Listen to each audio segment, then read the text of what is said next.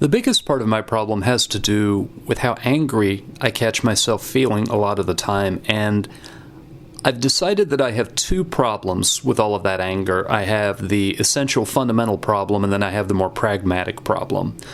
The essential fundamental problem is the form that my anger takes is I find myself lashing out at what I see as stupidity.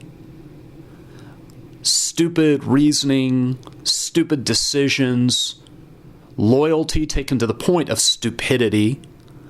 And these are all my judgments. I'm not claiming that these are objective. I'm not saying that these assessments of mine, these appraisals of mine I'm not saying they're reliable. I'm not saying that I have done an accurate job of putting this label on what I observe around me, because I get that stupidity, what you label stupid, is dependent on where you are, how far things are from your own perspective and your own perception. And we could have the conversation for the billionth time about whether people are able to confront facts, about whether we're living in a post-truth era. But I get angry, and the form that my anger takes is to lash out using the word stupid or a word derived from it, to call people morons, to call people imbeciles, and to make ever more elaborate, ever more ornamented denunciations of ideas that I think are stupid. And where that is a problem for me is I'm an educator. Why am I raging against people who are stupid? That really doesn't make any sense. If I were a doctor and I were to arrive on the scene of a terrible car crash and there were people around moaning, in pain, bleeding, with bones broken, would I hate all of them? That would make no sense at all. If you're a doctor, you would think if you see that much pain, then what you want to do, what motivated you to become a doctor in the first place, is you want to ease the pain, and you want to heal the pain, and you may be kind of heartbroken and upset at all the suffering you see, but one would hope if you're at all cut out to be in that profession, then you are able to channel all of that into doing something constructive, into responding with compassion and rolling up your sleeves and saying, this is what I saw in the world that drove me to become a doctor in the first place. If that's true, then when I look around and I see people misunderstanding, people deciding poorly, people presenting ideas publicly that just don't add up. Well, I'm an educator. Why can't I channel that into the motivation to engage with people, to try to work with them, to get them past where they currently are stuck? Why does that turn so much into frustration and anger? And one thought that comes along with that, why do I so often get angry at the people who voice views that I don't think make sense, and I so rarely get angry at the people who are deceiving them? I so rarely get angry at the commentators, at the purveyors of genuinely fake news, and I'm not talking about the move of opportunistically calling news fake just because you don't like what it says. Why is it that I don't direct my anger at the people who lead so many people astray? And really, what my faith says to me is, why shouldn't I instead really leave all this rage and all the implicit punishment behind it? Why don't I just leave all of that to God? And why don't I just recognize that my tendency toward anger is actually one of the most poisonous features of my personality? That is one of the clearest symptoms that I am in a very, very bad place. And why is it that I don't fear it? That I don't shy away from it? That I don't take extreme, almost desperate measures to escape from it? You know, if I had a substance abuse problem, I think I would recognize that it was getting in the way of my life, that it was tearing down everything else I wanted to accomplish. If I had an addiction to sexual gratification, I think I probably would have the same recognition. Why is it that I keep stumbling into moments of feeling overwhelmingly angry and I keep pushing myself further into them. So that's the first part of the problem of anger, the fundamental problem. I take the bait every time, and I will push and push and push my anger, thinking if I push and push and push it, I will get to a point where something will resolve. When really all that happens is I get angrier and angrier and angrier, and then I find myself completely helpless, and the anger is unresolved, and the whole exercise didn't avail me anything at all except to make me say and think some incredibly ugly things for the zillionth time. That's the conceptual problem. The pragmatic problem, there's a lot more than could be said about. Okay, here is the pragmatic problem, and I've kind of hinted at it with the end of that previous discussion, saying that you get angrier and angrier and angrier, and at the end of it, what do you do? Well, that, I think, is a perennial problem with letting your anger spiral out of control, but there's something more specific going on in the current situation. Here is something that I am firmly convinced of. I lose sight of it too often, and I'm talking it out to try to help myself lose sight of it less often, and I wish I could spread this idea to more people whose views are close to mine. There is nothing to be gained from fighting with Donald Trump. Not face to face, not behind his back. There's nothing to be gained by insulting him. There's nothing to be gained by attacking him. It is a complete, utter, and entire waste of time, waste of energy, waste of imagination. Every syllable, every ounce of effort that goes into insulting Donald Trump has with it the opportunity cost that the person who deploys that insult is not doing something constructive, will not have anything to show for that effort at all. One of the ways that I thought about this is a little bit absurd, but I traffic in absurd illustrations and images when I teach. If you can imagine going back to the late 30s, maybe even early 40s, and your response to Adolf Hitler was to get together as many people as possible and everybody say, none of us like you, and let Hitler know, none of us like you, and think that anything was going to come out of that. Here's a news bulletin. Hitler's really, really good at hating. Hitler may have taken the activity of hating and may have perfected it, may have been an Olympic-class hater who had an intensity that nobody will ever be able to match. So letting Hitler know, I don't like you, well, the reason that's a waste is you're trying to play his game. You're trying to do what he's already done, what he has an ability, a facility that he has ridden to unbelievable success, and now you're trying to turn it against him, and that's just absurd. So, attacking Trump, insulting Trump, pretty much sinking your efforts into engaging Trump and ratcheting up the conflict, confronting Trump. Confronting Trump, that's what he wants. That's what he thrives on. That is his raw material. That is his rocket fuel for the engine behind his organization, for the engine behind his entire second career as a media personality. Not talking about the real estate stuff, but what's happened more recently since real estate became no longer really the driver of his fortune. Let me put it this way. How many times, how many different ways can you say Donald Trump is the worst president in history? How many times, how many different ways can you say he is utterly worthy of our contempt? He is a laughingstock. He is absurd. It seems like every day I read someone else belittling him another way. And then we all get 8 hours of sleep, and I get up and someone belittles him another way. And every day, people say, this is it. This is the ultimate. And the next day, there's another ultimate. And the next day, there's another ultimate. And what do we have to show for any of it? How should we be feeling that we are, every time we do that, we help him, and we make nothing better for ourselves? Nothing at all. To the people who have forged bonds of loyalty with Donald Trump, all of that belittling just confirms what they expected. And it takes their loyalty and cements it. There's an old saying, it's attributed to a number of people. I don't think it was originally said by Einstein, but maybe. But the definition of insanity, doing the same thing over and over again and expecting something to change. This plays straight into his hands.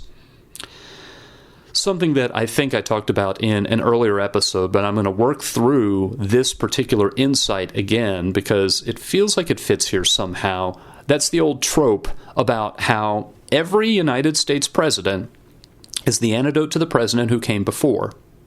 Every United States president is in some sense a reaction. I can go all the way back to, I would say, Richard Nixon. Richard Nixon was a law and order strongman. He was elected as the anti-Lyndon Johnson because Lyndon Johnson politically had been positioned with the civil rights marchers, which turned into a lot of the anti-war marchers. So Richard Nixon was one who would not give in to people marching in the streets. He was going to restore order. Well, Richard Nixon turned out to be the man behind Watergate, the man who told lie after lie after lie until the institution of the presidency was badly damaged. And then Nixon had to step down and left behind Gerald Ford.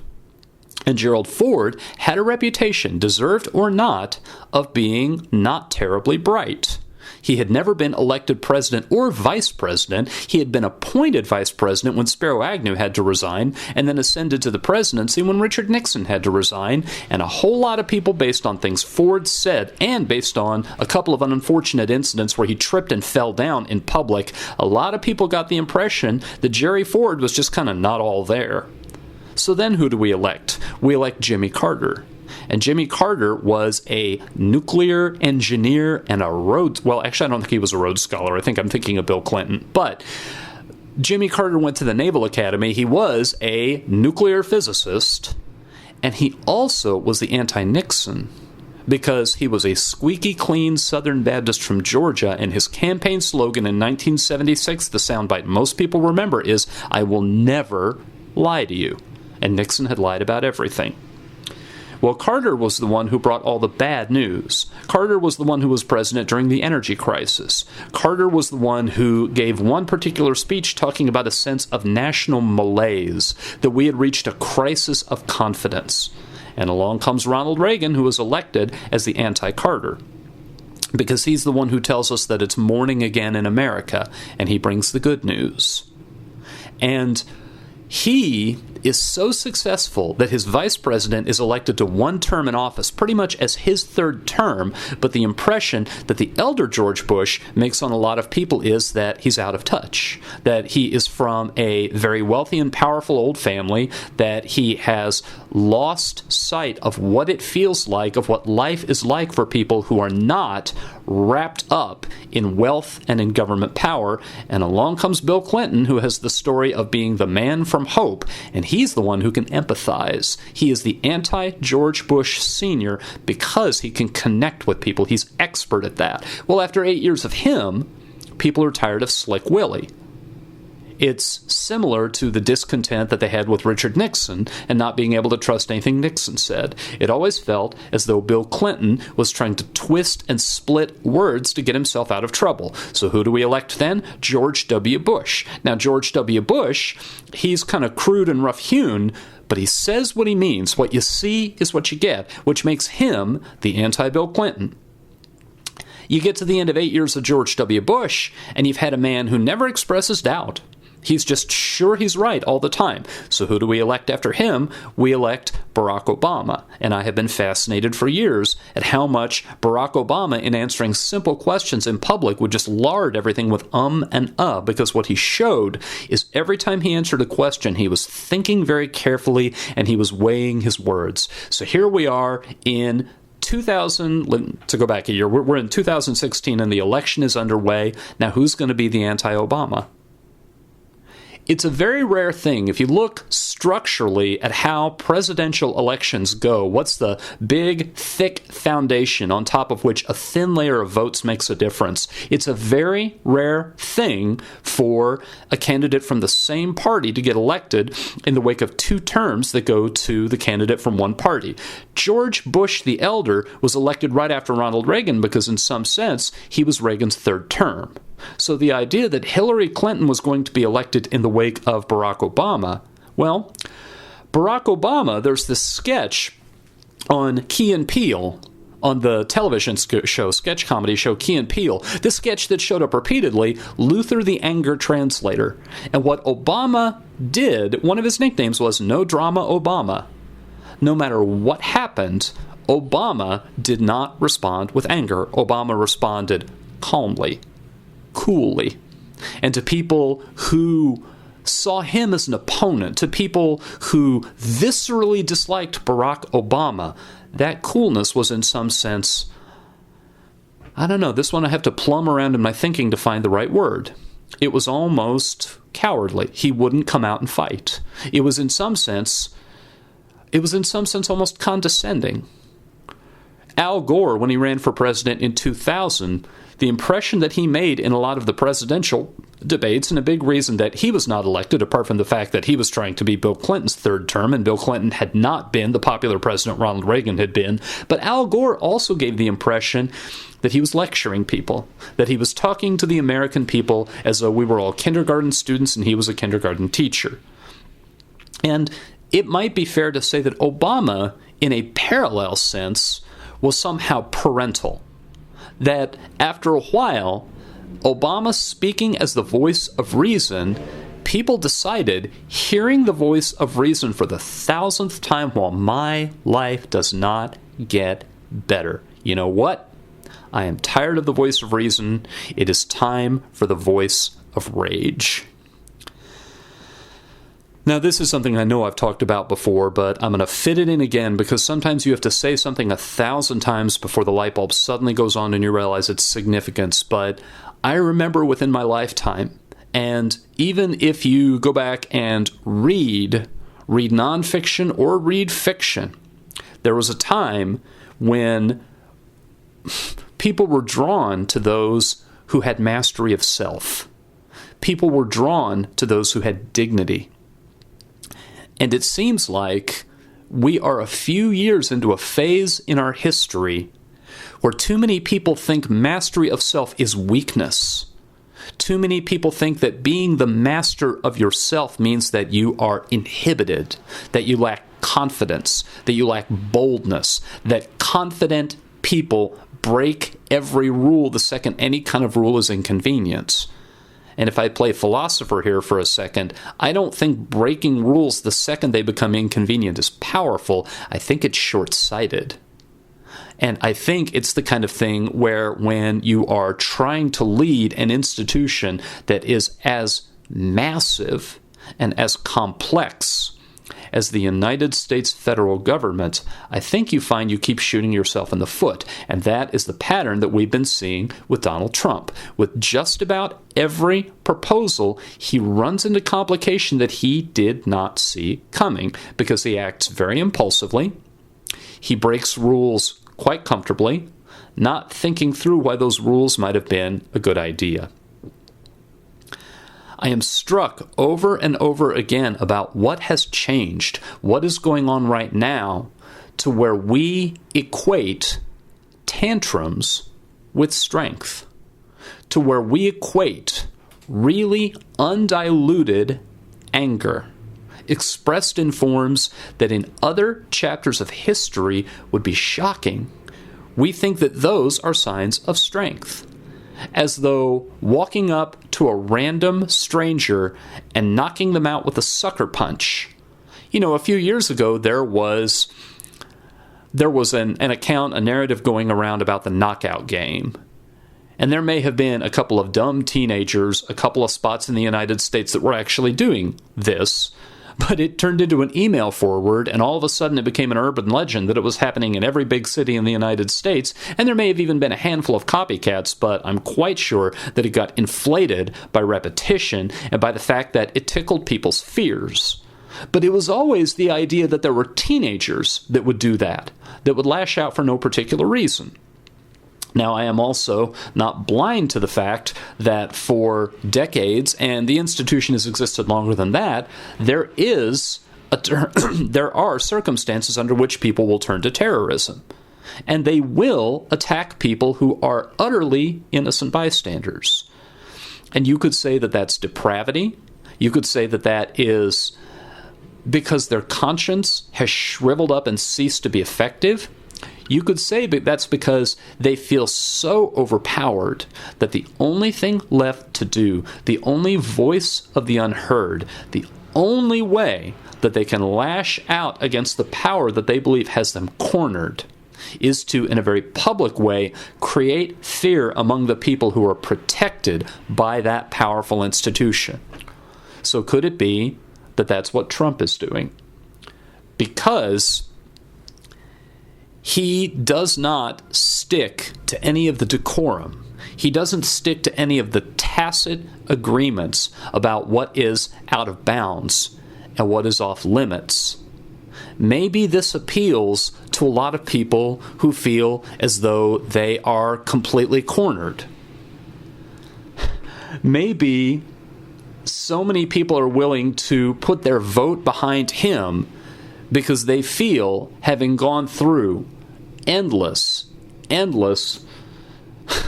reiterations of having their hopes raised in a kind of thin way, having their hopes spoken to, having Hillary Clinton say for the 2,000,000th time, we're going to provide training for you, we're going to train you for new jobs, and then you'll go and you'll work in those jobs, and you'll continue to slip behind, and you'll have a lower standard of living than your parents did, and you'll see that you are not able to provide for the generation coming after you, and you feel as though the contract has been broken. There'll be another wave of thin promises, and when you start to lose any hope that anything will or can change, then maybe the way you express your civic engagement, it feels like what I am in danger of doing and don't want to do is that I'm saying that people who disagree with me politically, that they're all terrorists.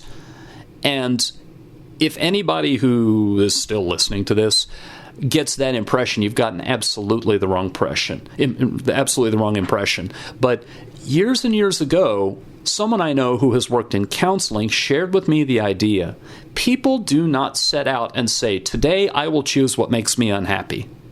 When you see people behave, there is, at some level, there's a logic behind it, that they've looked at the options available and they've picked the option that is either has the most likelihood of bringing them an acceptable level of happiness, even if that likelihood is not very high, or of the options available, it's the least painful. So we look around at other people and we're completely baffled about why they make the choices they do, and some of those choices seem not only inexplicable, but they seem completely indefensible. But we don't know all the details of other people's circumstances. We don't know what they have tried that has failed. We don't know how backed into a corner people can feel. And so, once again, you could brutally oversimplify what I'm saying by saying that, oh, I have sympathy for terrorists. I don't have sympathy for terrorists, and I find terrorism appalling. But I think that people who resort to terrorism, there's a series of events and a series of decisions and a series of sizings up of reality that brought them to that point.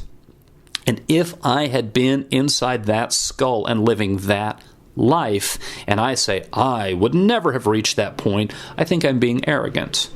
And I think I'm also being naive and blind. And I think if I had had that specific set of setbacks, and I had had those few options, that might be what I would have done as well. So, if I had lived through a chapter in history in the United States where I felt like things didn't get better, and I was sold some carefully focus grouped language, and people talked down to me, and people kept their cool about something that was not their problem, and patted me on the head about my problem, I might actually get to the point where the one I back is the one who breaks absolutely every rule, and I might find some bitter satisfaction in watching that happen.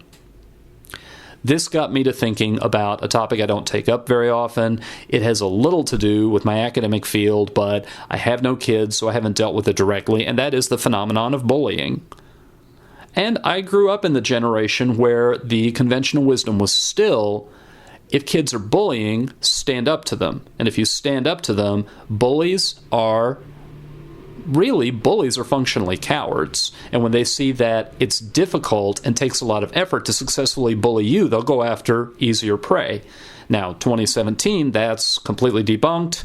Now, I do think bullying has intensified.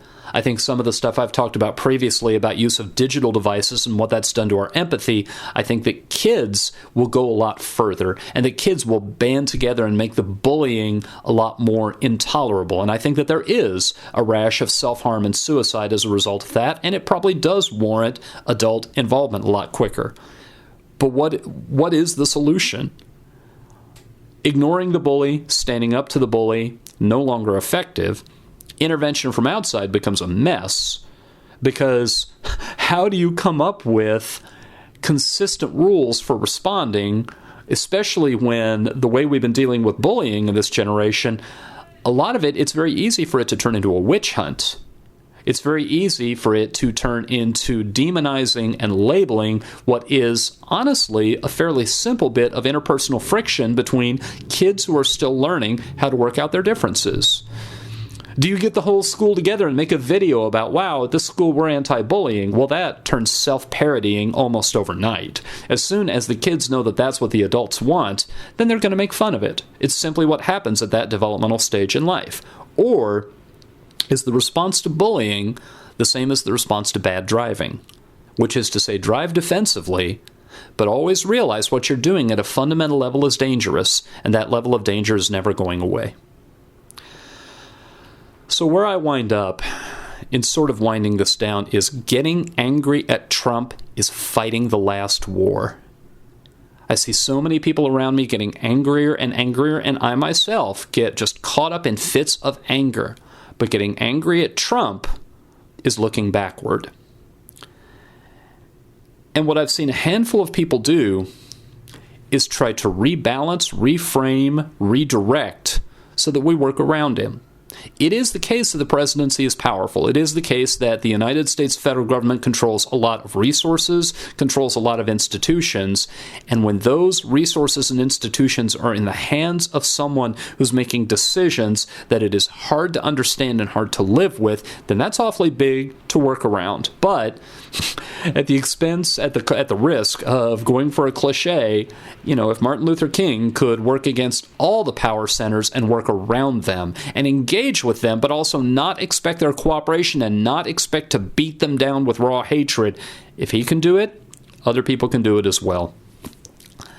And I do have to say, and this is kind of my segue into what will probably be next week's, because I left less time for this than I thought I would. I think part of why we're stuck is our terminal caution. I think that we, in the past 2-3 generations in the United States, got so invested and so complacent that we are now terrified of losing what we have. When we collectively had a lot less, we took more risks because, might as well, what is there to lose? But now, we don't have enough variety of experience to tell a new, compelling story. I mean, look at what comes out of Hollywood. It is nothing but sequels. What we have to do is retell and reboot endlessly the same successful story so we can break box office records yet again. The same thing happens in politics. You can't mold opinion. You can't actually lead boldly. You can't cast a vision. Instead, what we have to do is find out what opinion is out there. And then we have to marshal it, and we have to configure it, and we have to weaponize it. We have to take what is there, and instead of transforming it, we have to channel it in a very, very simple, non-disruptive way. And we certainly can't have any dialogue. So we do the same thing over and over again, which once again is the definition of insanity. It's what we've done for about a century with the war on drugs. It is about venting our rage. And I am hoping to get my own little bursts of